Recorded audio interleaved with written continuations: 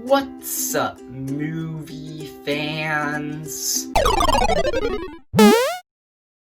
Okay, so guys, recently this Star Wars video game came out called Star Wars Squadrons. And it's basically a starfighter simulator game, like, it's all starfighters, so it's like Battlefront 2 if Battlefront 2 was just Starfighter Assault and just in first person. So it looks really cool. I'm going to play it at some point. I haven't played it yet, but that's enough talking about that, because this video isn't about Star Wars Squadrons. This is movie fan, not game fan.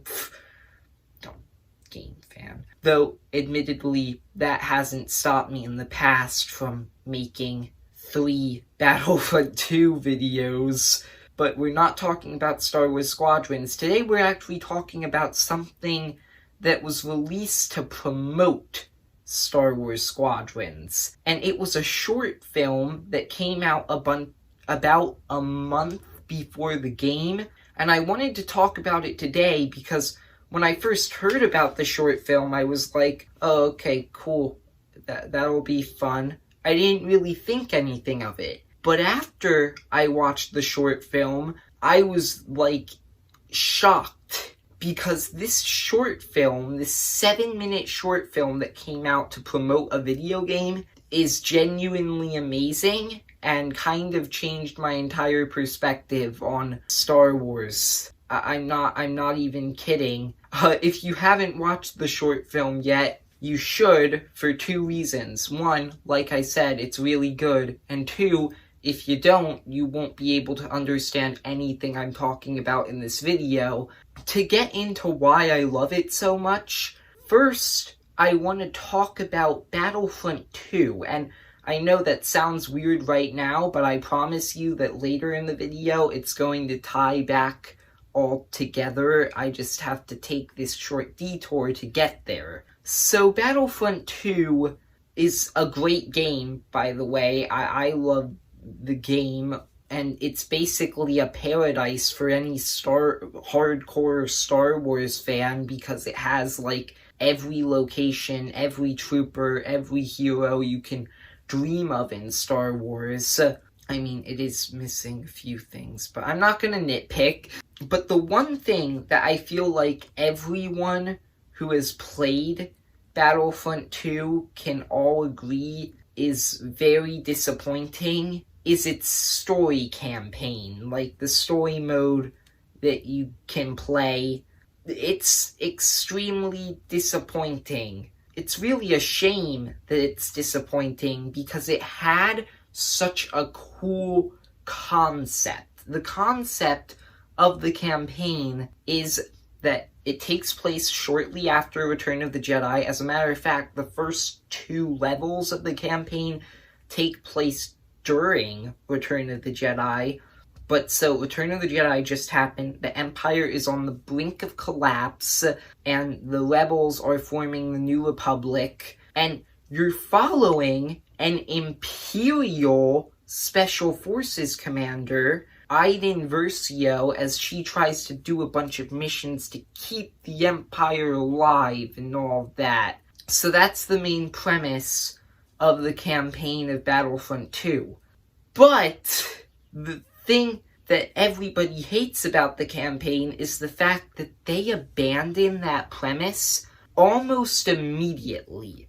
The campaign is 16 levels long, and on level 5, about halfway through it, Iden realizes that the Empire are the bad guys, turns against them, and joins the rebellion. It abandoned this really cool storyline, not even, like, literally a little bit over a fourth of the way through the campaign, just in favor of another bland Star Wars story that, like, we've become used to. That was a really stupid thing to do. It's an even bigger shame now because of this short film, I can see that had it followed through with that premise, the campaign of Battlefront 2 might have been amazing, because this 7-minute short film is from the perspective of the Empire, and as a result, it kind of changed my perspective on Star Wars, like I said. First off, before I get into, like, the actual story and stuff, I just have to say, the animation is fantastic. I was really shocked at how good the animation is, and I swear there were a bunch of shots in this short, like these little shots, where the only reason they were included in the short was just to show off how good the animation is. And the animation actually is really, really good. So at the beginning of the short, the Empire and the New Republic are having this huge battle over this one planet. I forget what it's called. And the Empire's defending this one shipyard. The Imperial General, or whatever she was, calls in and says, okay, we have to retreat, like, right now, and then it pans down, and it shows you the shipyard that they're supposed to be defending, and you're like, yeah, you guys should probably retreat, because, like, there's nothing left. Like, there's just flames everywhere. Like, apparently you guys are really bad at defending. That's another one of the show-off shots that was in this short, that the only reason they were in the short was just to show off how good the animation is, I swear, because it looks so cool.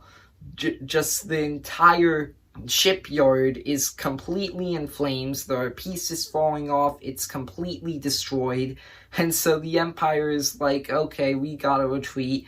And you meet your main character. He's an Imperial pilot. He's never named in the short. But he gets this little communication on, like, his comlink from this other Imperial pilot who's like, I'm not gonna make it to the Star Destroyer. I'm being attacked by X-Wings currently. I can't make it. And so the pilot, the main character pilot, calls the Imperial General and is like, we still have ties out here, we can't leave yet. And the General, being part of the Empire, is like, oh, cool, okay, we're leaving, we don't care. This isn't exactly what they said, guys.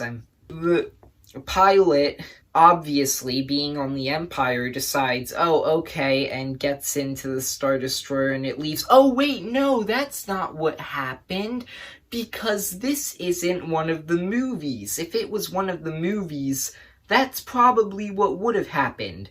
Because in the movies, especially the original trilogy, like, even though the original trilogy is easily the best part of Star Wars, this is one problem that the original trilogy definitely does have. Most of its villains, specifically the Stormtroopers, most of the Stormtroopers are treated like mindless drones. Like, they're actual people, but they're never treated like it. They're treated like just something for the good guys to fire at.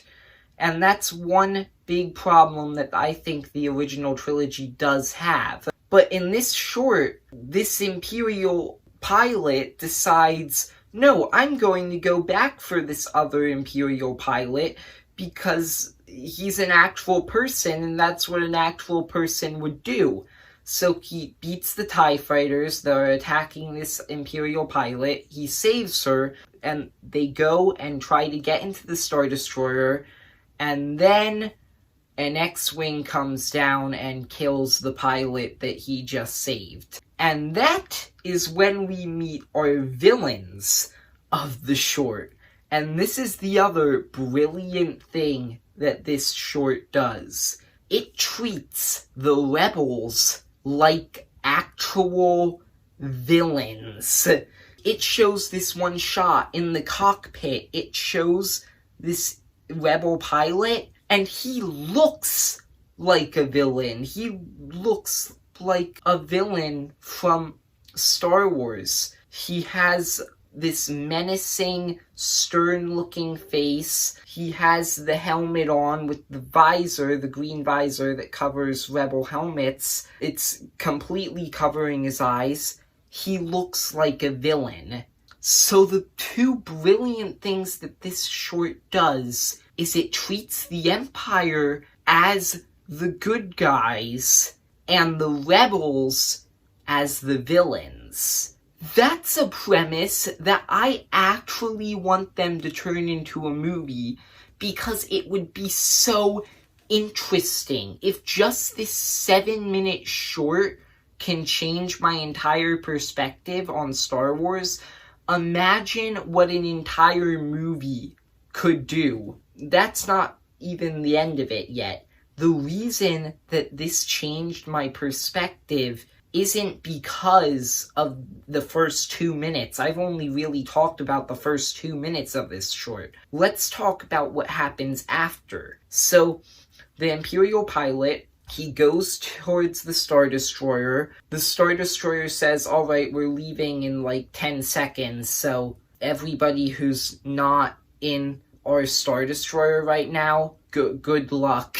So this Imperial pilot that we're following has to real quick speed towards the Star Destroyer. This is another thing that the short does so well. Tension. This guy is speeding towards the Star Destroyer, and while I was watching this, I was like, he's not gonna make it. He's not gonna make it. He's not gonna make it. And he literally gets right outside the hangar. Literally right there. And he doesn't make it. The Star Destroyer flashes away. And I was just like, he was so close. And then the next minute of the short, he has to hide. This is another big, brilliant thing that this short does, because this would probably be so terrifying, and you can feel that in the short. He has to just sit there and wait for the rebels to pass him by. He has to turn off all of his powers so that they can't detect him and just sit there. But the X-Wing, or villain from earlier, who killed that Imperial pilot that he saved, turns around to look for any survivors. And once again, there's just that tension where it's just so terrifying, and you're like, this X-Wing's gonna find him. It's gonna find him. And it finds him. Then the majority of the short is just this huge ship fight between this TIE fighter and this X-Wing. That's the real majority of it. It's really fun. I don't really have a lot to say about it. Even though it takes up the majority of the short, it's also the part I have the least to say about, because it's just kind of to add some action in there. It also has great animation. There's debris falling. It happens on the actual planet, so there's debris falling. The clouds, like that part in the clouds, looked great.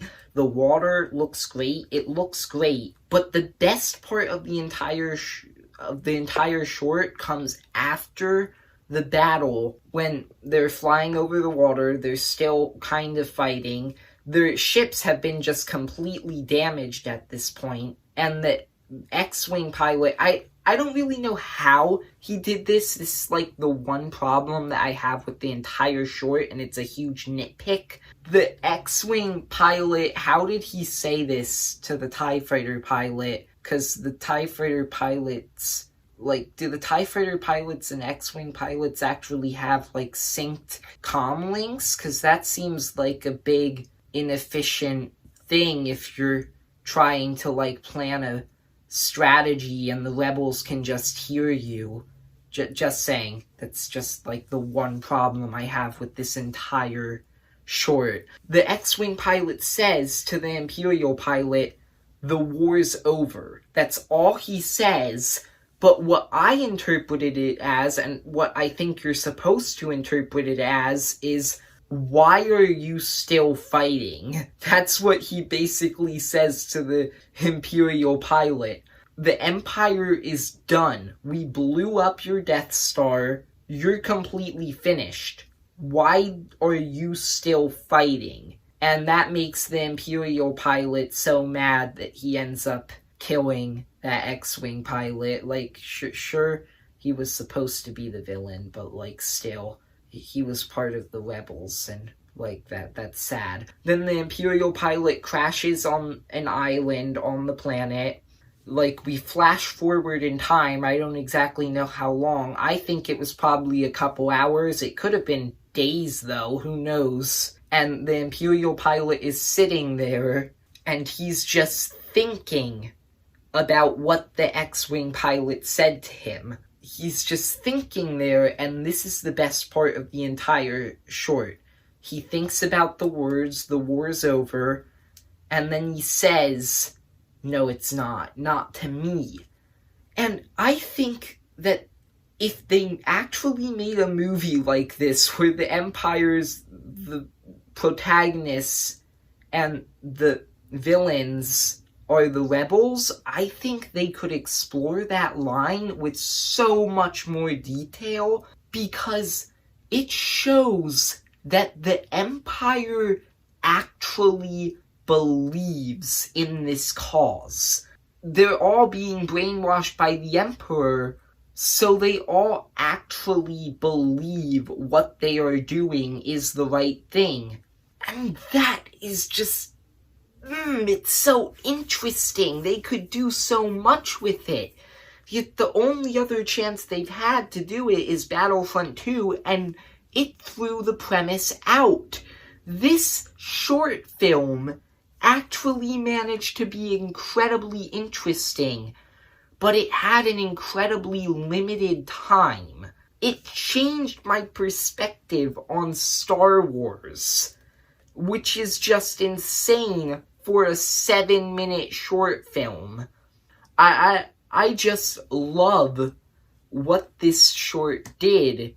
I feel like it's just something that has so much potential, and so I wanted to make this quick video talking about it. I said quick, but right now I've been filming for like almost 20 minutes now, so this probably overly long video talking about it, just to say that I really liked this short, and overall I just want to see more of this kind of stuff in the future from Star Wars. So that's about all I have to say for this video. If you enjoyed, please like and subscribe. See ya, movie fans.